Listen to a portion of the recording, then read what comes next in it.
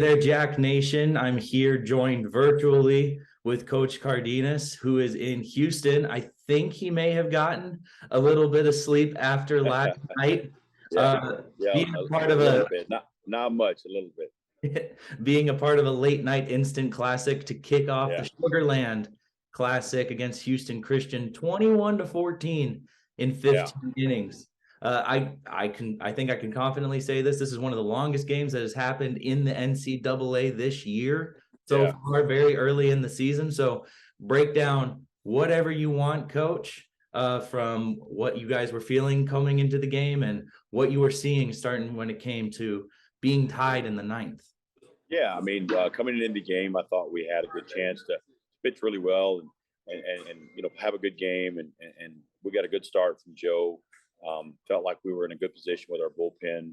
Some guys who pitched pretty well over the last couple of weeks, and put those guys out there. And they struggled a little bit, and not taking anything away from HCU's hitters. They had some really good hitters. They did their job, and scored some runs and tied it up late. And then in this tournament, they decided to use the international tie-breaking rule in extra innings, which means that you start with a runner at second base. So it wasn't a conventional type of extra innings. It was the international.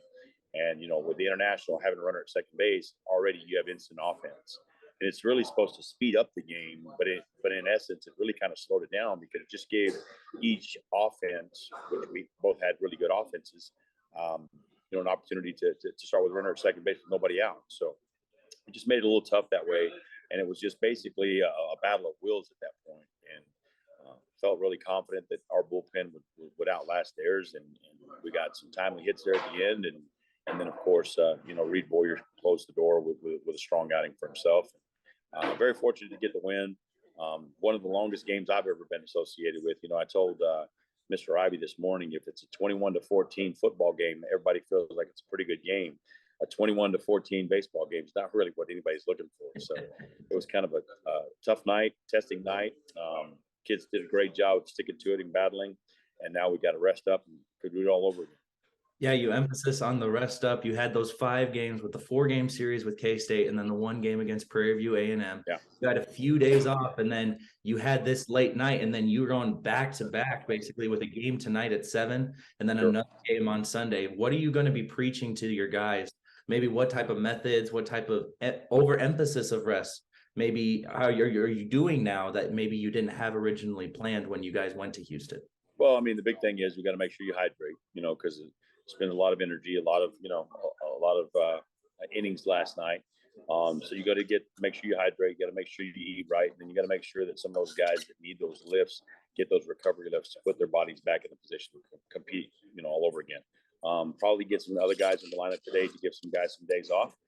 Just because that's kind of what is what's called for when you have a game that goes that long and you got a quick turnaround, the next day.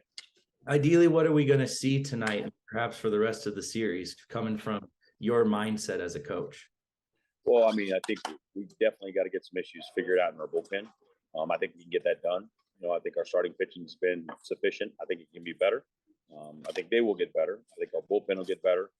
I can't ask any more of what the offense has done. Our offense has been great as far as manufacturing runs and taking the extra base and having timely at bats, and we've done a good job of that. I think once we get our pitching and defense to match what we're doing offensively, I think we've got a good chance to win some games.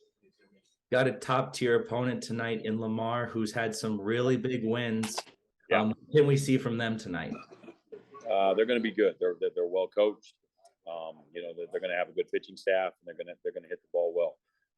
Our deal is we got to just go in and we got to have a good start first and foremost.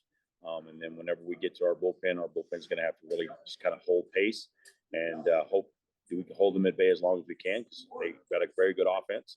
And then our hitters are going to have to make sure that we have, quality at bats one right after another.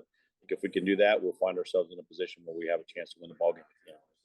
Won't hold you too much longer because you probably still want to get another nap in after last night. No doubt. But Jack's fans, be able to follow along with today's game on SFA Baseball social media and follow along with anything else that is happening for the rest of the season. Thank you for your time, Coach. All right. Thank you. Excellent.